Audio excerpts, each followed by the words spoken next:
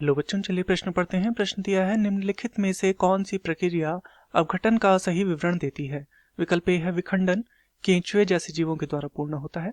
विकल्प बी है क्षयकरण, गहरे रंग के पदार्थों का एकत्रीकरण से होता है जो बहुत अधिक दर पर सूक्ष्म जीवों द्वारा किया जाता है। सी है उपापचयी अपचयन, पूर्ण अनॉक्सी श्वसन की स्थिति में अपघटन का अंतिम पद। तथा डी है लीचिंग, जल में विलेय अकार्बनिक पदार्थ भूमि की ऊपरी सतह पर आ जाते हैं।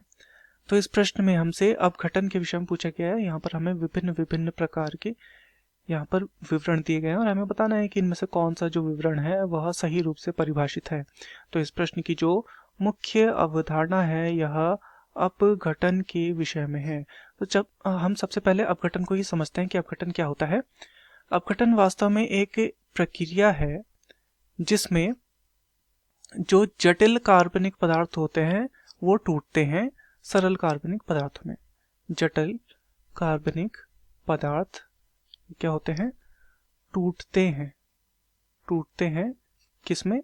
सरल कार्बनिक पदार्थों में।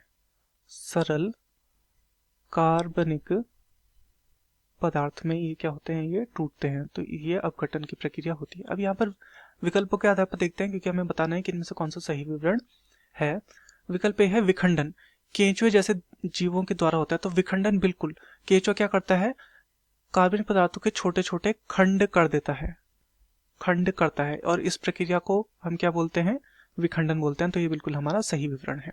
दूसरा है क्षयकरण, गहरे रंग के पदार्थों के एकत्रीकरण से होता है जो बहुत अधिक दर पर सूक्ष्म जीवों द्वारा किया जाता है।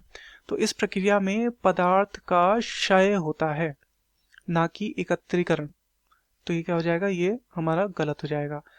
फिर है उपापचयी अपचयन, पूर्ण अनॉक्सी श्वसन की स्थिति में अपघटन का अंतिम पद।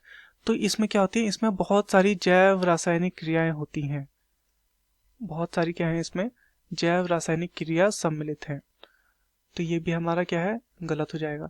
तथा विकल्प डी है लीचिंग, जल में विलेय अकार्बनिक पदार्थ भूमि की ऊपरी सतह पर आ जाते हैं। तो लीचिंग क्या है?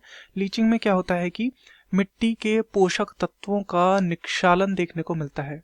मिट्टी के जो पोषक तत्व हैं इनका निक्षालन देखने को मिलता है और इसे यहाँ पर सही रूप से परिभाषित नहीं किया गया है। तो ये भी हमारा गलत हो जाएगा।